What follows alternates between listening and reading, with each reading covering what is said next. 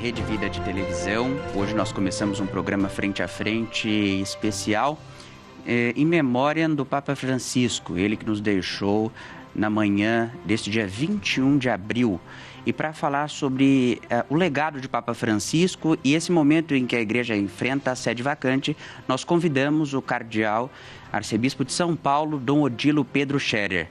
Dom Odilo, seja bem-vindo ao Frente a Frente. Eu não vou perguntar se está tudo bem, porque é um momento de dificuldade, um momento em que a gente está em reflexão e oração, mas muito obrigado por aceitar o convite, viu?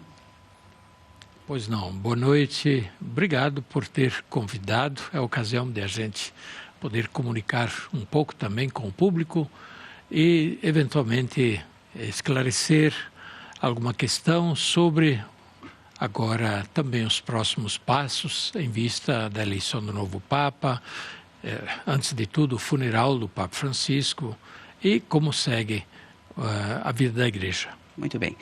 Para conversar conosco, o jornalista do O São Paulo, o jornal O São Paulo, Fernando Geronaso, e assessor da Arquidiocese. Fernando, muito obrigado por sua participação, viu? Boa noite, Hugo. Agradeço o convite. Obrigado. E você que nos acompanha, pode rever essa entrevista no youtube.com/RedeVidaInformação.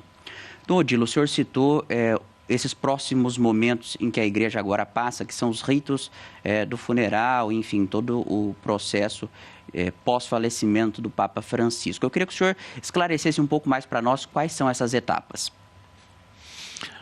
Bem, antes de tudo, o Papa falecido agora recebe também as homenagens, o reconhecimento, é o momento do luto, como se faz em toda a família. A igreja é, no fim, uma grande família. E o Papa representa um pouco esse pai de família de toda a igreja e um pouco de toda a humanidade. E por isso as manifestações de pesar, de condolência, as orações, enfim, as muitas manifestações também de estima, de apreço pelo Papa Francisco. Esse é um momento natural que humanamente é importante. É importante em relação à pessoa falecida, e a pessoa falecida é ninguém menos do que o Papa da Igreja. E em relação à própria comunidade da Igreja, que não só em Roma, mas em todas as comunidades do mundo, em cada diocese, em cada paróquia, em cada comunidade religiosa, em cada grupo católico e até mesmo não católico, faz este momento de reflexão, de acolhida, eu diria, este momento de luto e de passagem deste momento, né, que é um momento importante, quando uma pessoa querida, importante na família humana, falece e se procede ao seu funeral. Estes são os próximos dias, portanto. Enquanto isso, também a imprensa cumpre o seu papel, faz as suas muitas análises, reportagens, fala do legado do Papa, fala também das possibilidades do futuro, como vai ser e como não vai ser, embora o futuro ainda tenha que acontecer. Porém, são momentos importantes na vida da Igreja e também da comunidade humana. Bem, Fernando. Bem, Dom Odilo, como todos fomos pegos um pouco de surpresa por essa notícia logo pelas primeiras horas do dia, queria que o senhor compartilhasse um pouco como o senhor recebeu essa notícia e como o senhor acolhe essa notícia do falecimento do Papa Francisco. Bem, eu praticamente fui acordado com a notícia. De fato, eu já estava acordado, levantei um pouco mais cedo porque eu tinha que celebrar uma missa logo cedo, às 7 horas, no Mosteiro das Carmelitas. E assim, logo me veio a chamada comunicando, um telefonema, comunicando o falecimento do Papa. Eu liguei o radinho, logo também foi. E quando vi, já havia também um aviso comunicando a morte do Papa, feito pelo cardeal Camerlengo e pelo cardeal secretário de Estado. Então foi isso, logo no início do dia, a minha surpresa. E, de alguma maneira, porém, nem tanto surpresa, porque tendo visto ontem, domingo, as imagens do Papa na benção para a Páscoa, bênção Urbi et Orbi, inclusive com indulgência plenária.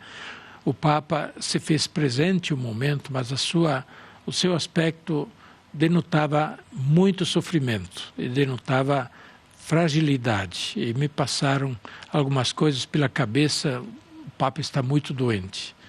E de fato as coisas vieram se confirmar, e a causa mortis, depois, hoje ao longo do dia, foi dada, que ele passou por uma crise respiratória aguda e um AVC, que então o levou à morte. Dom Odilo, o senhor citou a bênção Urbi et Orbi. Durante a pandemia, aquela cena do Papa sozinho na Praça São Pedro, eu acho que é um dos momentos mais emblemáticos do papado de Francisco. Assim como o momento em que João Paulo II teve um atentado e foi quase morto. Esses momentos que o Francisco passou marcam o legado dele de alguma forma? Sim, marcam, com toda certeza. Também porque foi um momento de enorme sofrimento da humanidade diante da pandemia que estava se alastrando, fazendo milhares e milhares de vítimas, e um quase desespero, né, que a humanidade, as comunidades locais sentiam, muitos sem medicamentos, sem acesso ao hospital, sem acesso até mesmo ao oxigênio. Então havia um senso quase que de abandono, né, de os doentes e quem cuidava dos doentes se sentir sem recurso, abandonado. E o Papa acolheu esse momento e o transformou em oração, numa cena extremamente significativa. Na Praça de São Pedro vazia, todo mundo recluso, e o Papa lá, indo ao encontro do crucifixo e fazendo aquele gesto, aquela oração diante do crucifixo.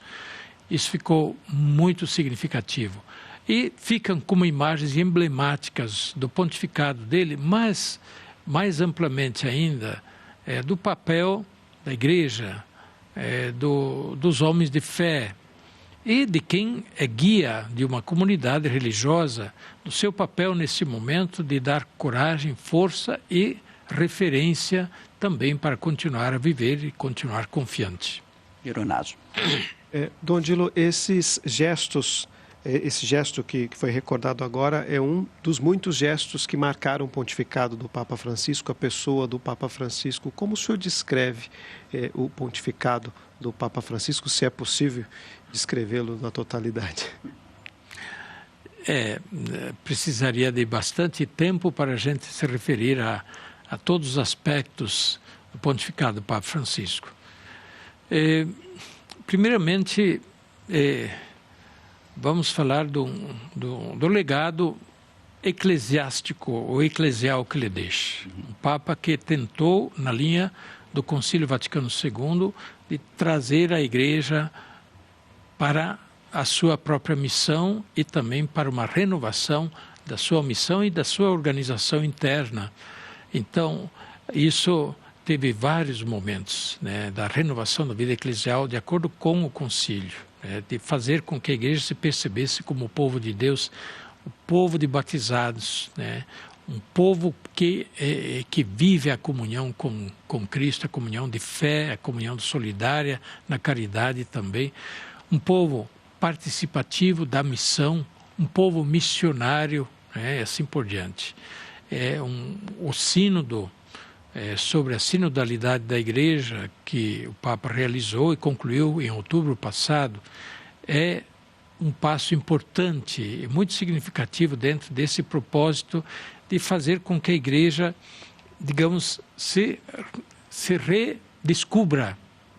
O Papa não está inventando coisas, o Papa faz com que a Igreja se redescubra aquilo que ela é e que deve ser para o mundo. Segundo, a dimensão missionária dialogal da Igreja. O Papa não cessava e não se cansava de dizer que a Igreja é missionária, Igreja em saída missionária, Igreja que precisa se renovar na missão. Esse é um apelo importantíssimo que ficou e está naturalmente renovando a igreja na medida em que ela se torna mais e mais missionária.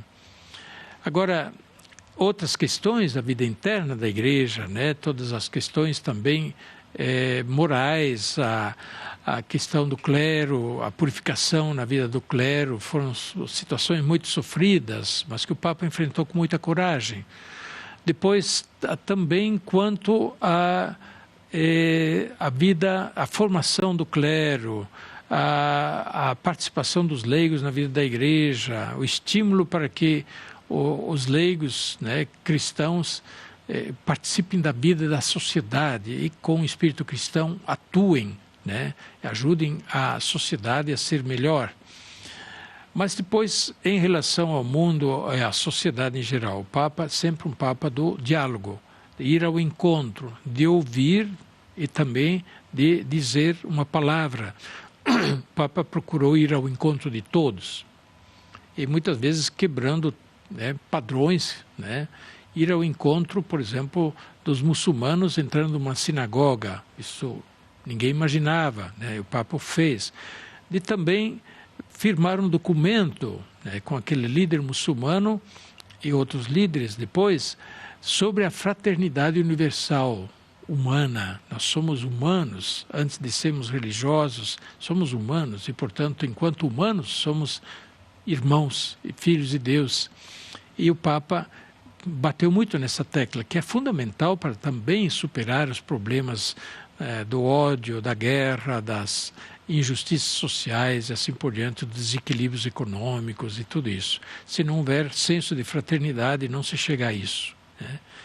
E assim, tantas outras, para falar dos seus ensinamentos, o Papa procurou sempre falar em todas as homilias e todas as intervenções, ter um tema claro, falar direto de algum tema, e os seus ensinamentos são muitas vezes muito contundentes até. As suas encíclicas são preciosas as suas encíclicas, quer aquelas dirigidas à igreja internamente, e as suas cartas apostólicas também, como as encíclicas sociais, né? Por exemplo, Laudato Si, é uma encíclica social no pleno sentido, né? Querida Amazônia também, e outros escritos do Papa que vão ficar como um patrimônio do ensino da Igreja. O senhor falou da Laudato Si e falou da Amazônia. Eu lembro do seu colega cardeal, Leonard Steiner, que foi muito prestigiado, podemos dizer assim, no período do pontificado de Francisco, por esse olhar de sustentabilidade que o Papa sempre deu a essa questão. Na passagem dele pelo Brasil, ele pediu ao Frei Francisco, também pelo olhar social que ele tinha, para que se cuidassem das pessoas humildes da Amazônia. Foi aí que surgiu o Barco Hospital, que é, inclusive, um veículo que a gente comenta e divulga muito aqui. De que forma essas ações impactam não só na vida de pessoas que muitas vezes são esquecidas pelos governantes, mas que o Papa fez questão de olhar. Não só o povo da Amazônia, mas o povo da África, o povo dos territórios de conflitos. Como que isso impacta? Como é que impactou o pontificado de Francisco a esses mais humildes? Bem, depende do que significa impacto, né? Melhoram. Então, você precisa de números, a gente precisa ver que números, né? E quais números, em que sentido. Então, é difícil falar em impacta, né? Mas mais do que impactar, elas são amostras, são, eu diria, são propostas daquilo que é preciso fazer. E alguém resolve, faz, né? Mesmo que não resolve o problema de todos. Mas o trabalho, por exemplo, do Frei Francisco, um trabalho importante, e que é um exemplo, um testemunho do que muitos poderiam fazer. E assim, trabalhos que se fazem em missão na África, eu lembro agora, aquele pároco da única igreja que está lá em pé ainda na faixa de Gaza, e para o qual o Papa telefonava praticamente todos os dias, mesmo durante os momentos mais difíceis da guerra lá na faixa de Gaza. Ora, isso, talvez objetivamente, a gente pergunta, mas que efeito tem? Porém, como exemplo, como imagem, como estímulo, tem um impacto certamente muito grande. Alguém está sustentando um padre, uma comunidade lá no meio da guerra onde estão caindo as bombas.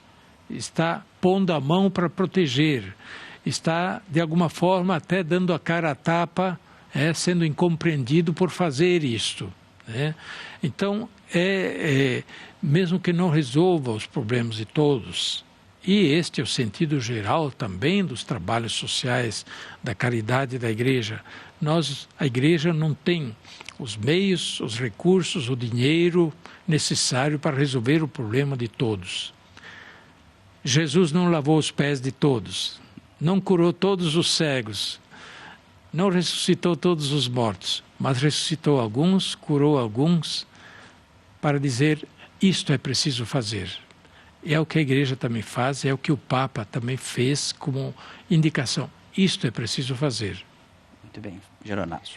Dom Odilo, o pontificado do Papa Francisco também é marcado, e hoje, durante o dia, a mídia recordou bastante isso, pelas reformas. Né? E o próprio Papa, já em entrevistas, fala que as reformas que aconteceram, sobretudo na Cúria Romana, elas são fruto de um processo, de uma reflexão que já começou antes mesmo da sua eleição. Como é que o senhor define esse caminho de reformas do pontificado do Papa Francisco? Isso é bem interessante. Eu lembro que quando foi eleito o Papa Francisco, havia assim uma aposta de que nos primeiros meses ele faria uma série de coisas, reformas drásticas, e elas não aconteciam. Não aconteciam como se esperava.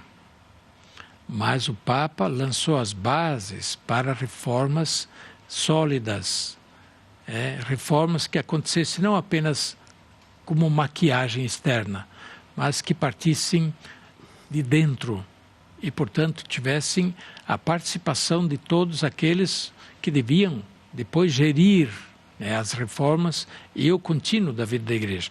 Então, as reformas do Papa, elas se inserem dentro de um processo. O Papa gostava dessa palavra.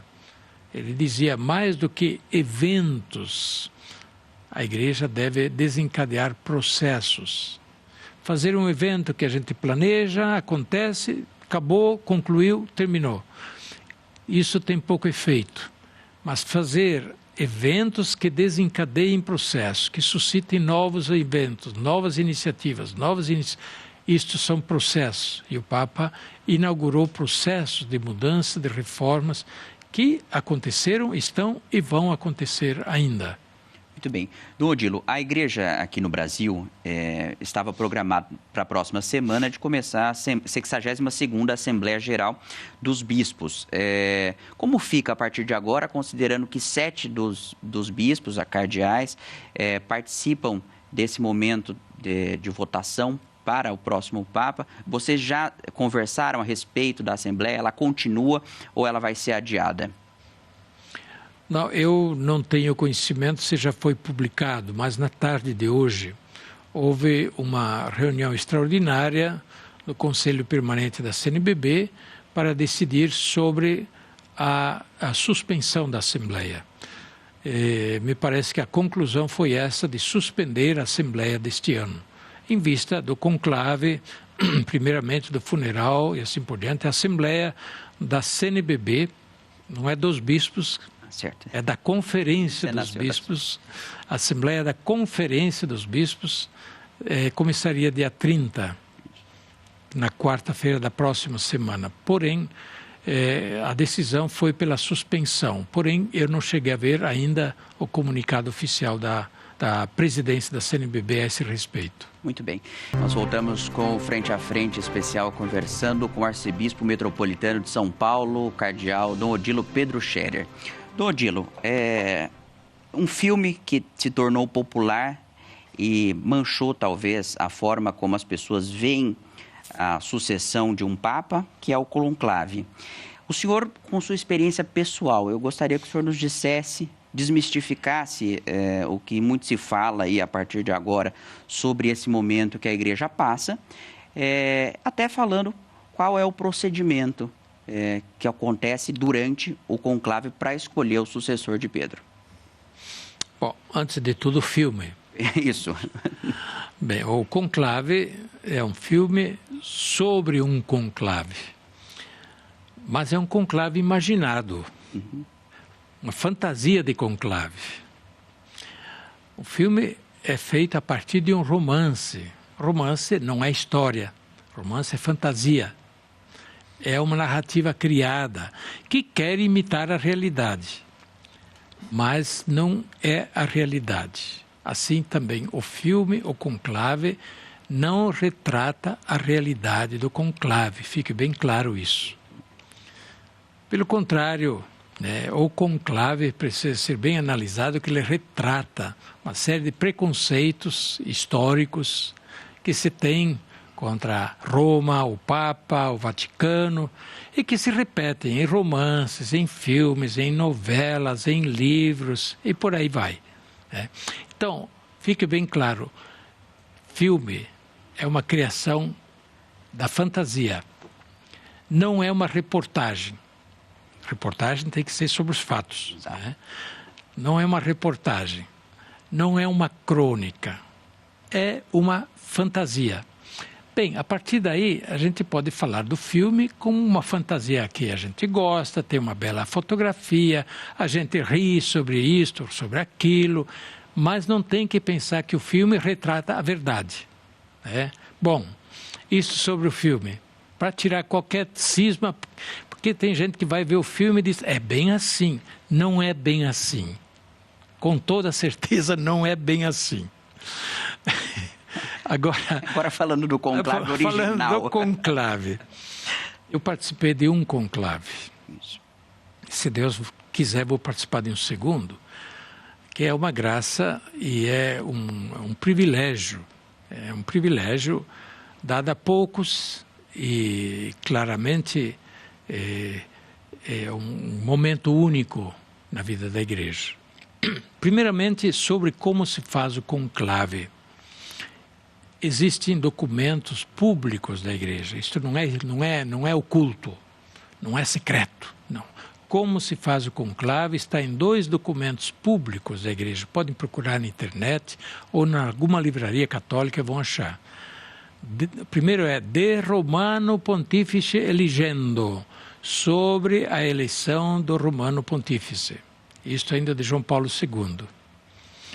Depois, ainda de João Paulo II, mais para o final da vida, um outro documento que também fala da eleição do Papa, do conclave, portanto, é em latim, os documentos do Papa são sempre em latim, Universi Dominici Gregis, sobre o pastoreio universal do rebanho de Cristo. Em todo caso, Universi Dominici Gregis. Fala também do conclave. Portanto, o rito do conclave não é secreto. Existem documentos sobre isso. É bom olhar, que daí tira as fantasias. Agora, em síntese, como acontece o conclave? Bem, primeiramente, quem participa? Participam os cardeais que têm menos de 80 anos. Isso pela norma da igreja. Normalmente, o colégio cardinalício tem um número máximo de 120 cardeais ditos eleitores, com menos de 80 anos. Neste momento, o número de cardeais eleitores, de fato, está acima, porque no último consistório, o Papa fez uma série de cardeais a mais do que os 120. Então, neste momento, são mais de 120 cardeais eleitores. Nenhum problema. Eles todos podem participar. Segundo, o conclave acontece como uma celebração. Ele é uma celebração. Começa com oração e, durante o conclave, continua um clima de oração, de celebração. Depois, ali se organiza, naturalmente, no início do conclave, se organiza a mesa, daí tem os mesários, tem 3 cardeais mesários que estão lá para receber, né, os votos, depois abrir os votos para serem publicados. Tem o presidente da mesa, que já é pré-definido, que é o secretário do Colégio Cardinalício. Depois tem, naturalmente, tem uma urna e tem as cédulas. Cada cardeal recebe uma cédula, escreve o nome do seu candidato, dobra a cédula e entrega a cédula na mesa, recitando uma fórmula que é também pública. Eu posso até recitá-la aqui. Por favor.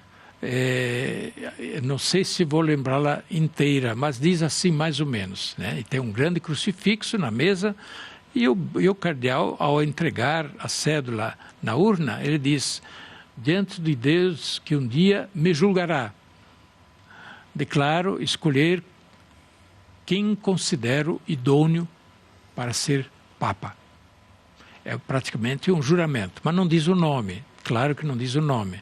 E deposita o voto. Quer dizer, é algo muito sério. Alguns talvez pensam que durante o conclave os cardeais fazem propaganda eleitoral, vote nesse, vote naquele, vote em mim. Não tem nada disso. Não existe discurso, não existe propaganda, não existe nada disso. Vota-se, reza-se, vota-se, depois se faz os escrutínios dos votos, os votos são lidos em voz alta, são anotados, são conferidos e depois o resultado é dado. Cardeal tal recebeu tantos, cardeal tal recebeu tantos, cardeal tal recebeu tantos. Não deu 2/3, porque a eleição, para ser realizar, tem que alcançar 2/3 dos votantes. Não deu 2/3, então não deu eleição. Queima os votos e vai para um outro turno de eleição. O rito é demorado. Se pode imaginar, se tem 120 cardeais votando com esse rito todo, depois a escrutinação toda. Então, um turno de eleição demora pelo menos 2 horas. Aí não deu eleição, faz um outro turno. E o rito continua até alcançar os 2/3. E se deu 2/3, então aquele que é eleito, ele é chamado à frente, ele é perguntado se ele aceita. Isso tudo é parte do rito, é público, isso não é secreto. Ele é perguntado se aceita e se ele diz que sim, então palmas para ele, né? E é claro, o Papa está eleito e acabou o conclave. Porém, tem ainda os ritos conclusivos. O Papa eleito, então ele também escolhe o nome, ele diz qual é o nome que escolheu e se retira para uma sala à parte e para se vestir de Papa, né? E volta para o meio dos cardeais vestido de Papa e recebe a manifestação de reverência, de obediência dos cardeais. Isso faz parte, né? Depois tem uma oração de ação de graças e, finalmente, ele, então, se apresenta ao povo na sacada da Basílica de São Pedro. E aí é festa. Muito bem, Fernando. E fumaça branca. Fumaça branca. E dentro desse contexto, o senhor que já participou do conclave, né, em 2013... A gente fala que há o conclave que acontece na Capela Sistina e o conclave fora, né? O da mídia, das especulações. As especulações, da torcida, das apostas, é inevitável. Mas o que vale, de fato, é o conclave que se realiza dentro. Não são as apostas, não são as pesquisas, isso tudo diz muito pouco. E aí é nesse sentido que tem um papel muito importante as congregações gerais que acontecem antes, né? Porque, de fato... Sim. Então, antes de entrar em conclave, os cardeais todos, também os que têm mais de 80 anos, eles são chamados a Roma. Evidentemente, os que têm mais de 80 anos, eles não podendo ir, eles não vão. Alguns são velhinhos, impossibilitados de viajar, então não vão. Mas os que têm mais de 80 anos também são convidados a irem a Roma, a participar do funeral e, em seguida, a participar da Semana das Congregações Gerais. Congregações são reuniões, as reuniões gerais dos cardeais. Imagina uma semana de reuniões. E o que se faz? Se faz a reflexão sobre a situação do mundo, sobre a situação da igreja, sobre os desafios que o novo Papa deve enfrentar, que num futuro próximo a igreja precisa enfrentar, o que vai bem, o que não vai bem na igreja. E fazendo isso, naturalmente os cardeais conversam entre si. E aí ainda não é o conclave. E vai se formando uma ideia, mas quem é o candidato que preenche essas possibilidades e assim por diante. E os cardeais vão conversando e aí se forma naturalmente uma espécie de identidade ideal do que poderia ser a figura do novo Papa. E é claro que vai se identificando com possíveis cardeais, possíveis bispos que poderiam eventualmente preencher esses requisitos. Mas esta semana de congregações, de reuniões gerais, de fato é muito importante, porque ela é que depois oferece os critérios para a escolha do novo Papa. Muito bem. Dom Odilo, o sucessor do Papa Francisco vai encontrar uma igreja com reformas sólidas, como o senhor mesmo disse, e um mundo totalmente diferente, né? Francisco encontrou o mundo, pegou o mundo em transição, pós-pandemia, 2 guerras de grande destaque, e esse sucessor já vai encontrar um mundo polarizado, um mundo machucado e com reformas sólidas. O senhor acha que o sucessor pode querer alterar essas mudanças que geraram muita repercussão na mídia e de que forma ele vai lidar com essa polarização e com esses conflitos em andamento? Bem, primeiramente, não se vai eleger um antipapa. Vai se eleger um papa que vai assumir a responsabilidade da igreja. E, portanto, um papa não vai desfazer o que outro papa fez. Perfeito. Isso é muito tranquilo, fica tranquilo. Por outro lado, cada papa é também uma pessoa humana com formação própria, com um caráter próprio, com gostos próprios e assim por diante, com questões que ele sente mais fortemente, e nisso cada papa é diferente do outro papa. Então, porém, a igreja, isso já dizia Bento XVI, o papa não é um plenipotenciário, que faz o que ele quer e como ele quer. O Papa é um servidor da Igreja. E da Igreja, enquanto Igreja. Então, o que o Papa faz, ele vai fazer, primeiramente, no respeito à Igreja. E na continuidade daquilo que a Igreja é. Então, ninguém imagine que um Papa vai fazer totalmente o contrário do que outro fez. Por outro lado, cada Papa, porém, também tem a sua personalidade própria. Então, ele vai imprimir destaques, acentos específicos no seu pontificado. E isso é de se esperar do próximo Papa, que não necessariamente vai ser igual ao Papa Francisco. Imaginem, não tem um Papa igual ao outro. E por isso também é um convite que faço a que nos preparemos para acolher o Papa que for eleito, não o Papa que a gente quer que seja eleito. A Igreja toda reza, desde hoje está rezando em função da eleição do próximo Papa. Estamos pedindo o Espírito Santo. E quando os cardeais entram em conclave, eles rezam o Espírito Santo, invocam o Espírito Santo e continuam a invocar. A Igreja toda reza. Depois é escolhido um Papa. E a gente diz, não, mas não quero esse. Pois, afinal, nós rezamos para quê? Rezamos, depois não acreditamos que Deus, então, respondeu às nossas preces. Então, é preciso a gente ter fé na Igreja, É preciso a gente ter fé na Igreja. E fé, sobretudo, no Espírito Santo, que conduz a Igreja. E uma coisa bonita que se disse algum tempo atrás, para cada época, o Papa próprio para aquela época. Então, o Papa que vier agora, depois de Francisco, certamente será o Papa que este tempo precisa. Talvez não como eu imagino, mas certamente como a Igreja precisa. Perfeito. Geronasso. Dom Odilo, sobretudo nesse período em que há uma predominância maior das redes sociais, das mídias digitais, que acentuam o contexto de polarização da sociedade, há sempre aquela tentativa de querer enquadrar não só o pontífice, mas também as demais lideranças da igreja dentro de caixinhas de conservador, progressista, assim como agora também começam já a especular se o próximo Papa vai ser conservador e progressista. Essa distinção cabe para a igreja, cabe para um pontificado? Boa pergunta.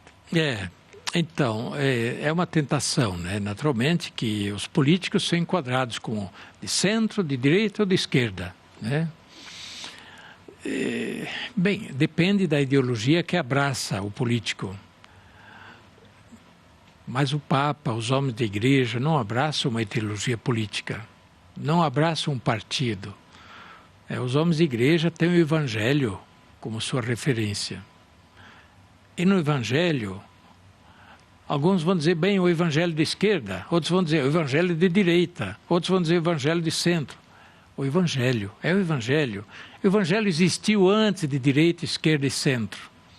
Então, não tenhamos essa preocupação de querer enquadrar o Papa, ou quem quer que seja dos homens de igreja. Ele é de direita, é de centro, é de esquerda. Ele é um pastor da igreja, que tenta traduzir o Evangelho, também a partir da sua índole, da sua convicção, da sua formação, tenta traduzir o Evangelho na mensagem que ele fala, na sua atuação. Ele é um servidor do Evangelho. E se a gente quer enquadrar na esquerda, ou direita, ou centro, a gente empobrece a vida da igreja. E é preciso dizer, na igreja há lugar para centro, esquerda e direita. Escandalizei? Na igreja há lugar para centro, esquerda e direita, todos com o pé no Evangelho. Muito bem. Dom Odilo, da mesma forma como há essa tentação em querer saber se o Papa vai ser de direita ou de esquerda, especula-se agora, ele virá da América do Sul, da África, da Ásia. O senhor citou até numa entrevista hoje à tarde que ele pode vir da África ou da Ásia, que é o local onde o número de fiéis católicos mais cresce. O próximo Papa vai encontrar uma igreja com um número de fiéis muito grande. E isso direciona, de alguma forma, essa questão da localização? Bem, eu hoje, não admiraria se fosse eleito um Papa proveniente da Ásia. Porque a igreja na Ásia participa. Hoje tem muitos cardeais na Ásia, tem grandes pastores na Ásia. Se viesse da África, da mesma forma, hoje tem muitos cardeais na África, tem grandes pastores na África. Da mesma forma, ninguém admiraria se de novo fosse eleito um cardeal europeu ou italiano, como a maioria dos papas foram italianos. Isto pode ter sua importância e, quem sabe, para os nacionalismos e para os ufanismos nacionais, pode ter a sua importância. Mas para a igreja não é isso o mais importante, né? Não é isso. É claro, se for eleito um Papa proveniente da Ásia, isso dá, sem dúvida, uma força, né? um brilho para os cristãos, né? Da Ásia, que ainda são uma minoria diante da grande população da Ásia. Se vier da África, então vai ter música por muito tempo na África. Porém, o Papa não é para um continente. O Papa é o Papa de toda a igreja. Ele é o pastor universal da igreja, que é católica, isto é, ela é universal, é para todos. E o Papa é para todos. Fernando, acho que tem tempo para mais uma pergunta. Bem, acho que ainda voltando no legado do Papa Francisco, o primeiro documento, a exortação apostólica Evangelii Gaudium, que na verdade é um pouco fruto do sínodo anterior sobre a nova evangelização e a transmissão da fé, do pontificado anterior, do Papa Bento XVI, ela traz elementos que nos são muito familiares aqui e há uma sintonia muito grande com o documento de Aparecida, sobretudo quando o Papa fala sobre essa dimensão da igreja em saída, discípulos e missionários. E tanto o Papa Francisco, cardeal Bergoglio, como o senhor, como arcebispo de São Paulo, participou da Conferência de Aparecida em 2007. O senhor pode falar um pouco sobre essa relação do documento de Aparecida e a Evangelii Gaudium, o pontificado do Papa Francisco? Sim. Já se disse, e eu acho que é bem apropriado dizer que o Papa Francisco foi um fruto amadurecido da Igreja da América Latina. E, sem dúvida, pela sua presença, atuação na América Latina, mas também por sua proveniência da América Latina. Agora, o Papa Francisco, ainda como arcebispo de Buenos Aires, de fato, ele teve atuação bastante grande no contexto do CELAM, Conselho de Episcopado da América Latina. Portanto, ele era bastante conhecido em toda a América Latina. E, sobretudo, teve um papel importante na Conferência de Aparecida, em 2007, quando o Papa Bento XVI veio ao Brasil, canonizou Frei Galvão em São Paulo e depois foi a Aparecida abrir a conferência, a 5ª Conferência Geral do Episcopado Latino-Americano e do Caribe, em maio de 2007. E o cardeal Bergoglio era membro desta conferência em Aparecida, que durante 3 semanas esteve reunida, discutindo a realidade, refletindo sobre a realidade da vida da Igreja na América Latina e produziu este texto, documento de Aparecida. Muito bom. Papa Francisco foi o coordenador da comissão de redação desse texto. E o método era o seguinte: durante o dia, as comissões da conferência trabalhavam os diversos aspectos do texto. No fim do dia, reuniam o que tinham produzido e entregavam à comissão de redação. Durante a noite, a comissão de redação, da qual participaram, entre outros, também o cardeal Dom Cláudio Rumens, o cardeal Maradiaga e outros. E tendo à frente o cardeal Bergoglio. Eles trabalhavam até alta madrugada para ajustar e colocar as contribuições das comissões de trabalho e produzir um texto coerente.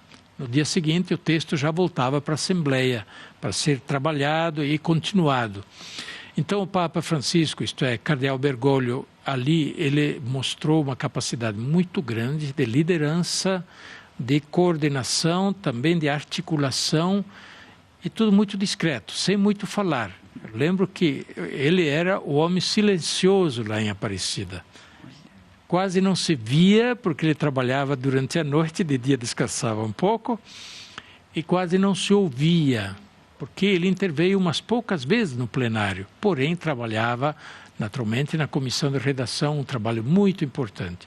E aí surgiu o texto que foi debatido, votado, frase por frase, na Assembleia da Conferência Aparecida. Nisso, o Papa Francisco depois revelou que ele aprendeu muito sobre a América Latina e sobre o Brasil também. Ele ficou impressionado com a energia com que os bispos, sobretudo da Amazônia brasileira, apresentaram as problemáticas da Amazônia. E por aí ele ficou esperto, sobre, aqui tem um tema importante, aqui tem uma questão importante para a Igreja. E isso repercutiu depois no pontificado dele, Tanto que fez um sínodo sobre a Amazônia, a Igreja na Amazônia. Então, o documento de Aparecida foi uma produção importante do Episcopado da América Latina, que depois repercutiu em Roma, nos sínodos da Igreja Universal em Roma.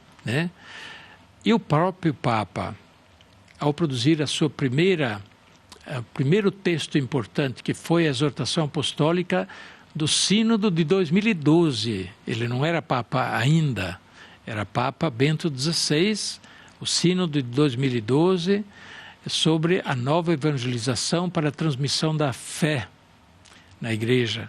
Mas o Papa Bento XVI renunciou antes que fosse feita a exortação apostólica. Então o Papa Francisco, apenas eleito, tomou em mãos aquele material e fez a exortação apostólica com aquele texto fantástico, Evangelii Gaudium, Alegria do Evangelho. Mas esse texto é, sim, trabalho do Sínodo de 2012, mas ainda mais repercute o documento de Aparecida. Então, naquele documento de 2013, o Papa Francisco de alguma forma, repercute o documento de Aparecida para a igreja toda, através da Evangelii Gaudium. Então, sem dúvida, uma relação importante e certamente uma contribuição importante da Igreja da América Latina para a renovação missionária da Igreja no mundo todo. Odilo, o seu antecessor, Dom Cláudio Umes, deu ali, após a eleição do Jorge Bergoglio como Papa Francisco, uma orientação: não se esqueça dos pobres, não é? Ele diz isso na biografia dele. E o que o senhor diria ou dirá ao sucessor do Papa Francisco como orientação para ele, se o senhor quiser nos compartilhar aqui, assim como fez o seu antecessor ao Papa Francisco? Bom, primeiramente, Dom Cláudio teve a sorte de sentar lado a lado com o cardeal Bergoglio, porque eles eram cardeais da mesma turma, 1998. Ambos foram feitos cardeais na mesma turma de cardeais, no mesmo consistório, por isso eles eram próximos também. E durante o conclave sentou ao lado de Francisco, lado a lado. É claro que cochichava de vez em quando, né? E Dom Cláudio, de fato, e o Papa confirmou isto, né? Quando a eleição ficou patente, ou seja, irreversível, Dom Cláudio lhe sussurrou: não esqueça dos pobres. Esta recomendação aparece lá nos Atos dos Apóstolos. Quando São Paulo fala da sua missão, e diz que foi a Jerusalém conversar com os outros apóstolos e confrontar o que ele pregava com o que os apóstolos pregavam, os outros apóstolos pregavam. E disse: olha, não havia diferença. Eles me confirmaram, mandaram continuar. Só me recomendaram que não me esquecesse dos pobres. E foi o que eu fiz sempre religiosamente, de São Paulo, né? Pois é, essa recomendação é para todos nós, é para toda a igreja, não é só para o Papa, né? Não esqueçamos os pobres. Agora, quanto ao novo Papa, eu torço para que eu sente ao lado dele durante o conclave, para poder sussurrar alguma coisa para ele. Mas ainda não sei o que poderia ser. Muito bem. Dom Odilo, a gente encerra o nosso programa. Eu queria que o senhor deixasse uma mensagem para o povo católico do Brasil que nos acompanha, nesse momento em que a igreja está enlutada e que reza à espera do sucessor de Pedro e do sucessor de Francisco. Certo. A igreja está em luto, sim, mas um luto que não é depressivo. É um luto cheio de esperança e cheio de consolo. Cheio de consolo porque Papa Francisco foi uma pessoa boa, pessoa que fez tanto e portanto, ele descansou de suas fadigas, de sua missão e entregou a sua vida a Deus, né? E por isso nós agradecemos a Deus. E temos a confiança de que sim, Deus continua a conduzir a igreja, o Espírito Santo vai ajudar a igreja a fazer as escolhas certas e também escolher o Papa para os próximos passos da vida da igreja. Eu recomendo a todos que continuem em serena oração e esperança e acompanhem a vida da igreja nesses próximos dias, nessas próximas 2, 3 semanas, que são aprendizados muito bonitos também. Muito obrigado, Odilo, pela sua disposição em falar conosco, nos explicar esses momentos que sucederam agora à passagem do Papa Francisco. Que Deus os abençoe, o senhor e os seus colegas cardeais que participarão do conclave, tá bom? Muito obrigado pela oportunidade. Imagina. Fernando, mais uma vez, muito obrigado. Eu que agradeço, Hugo. E a você que acompanhou o Frente a Frente, muito obrigado por nos acompanhar em mais um programa. Até semana que vem.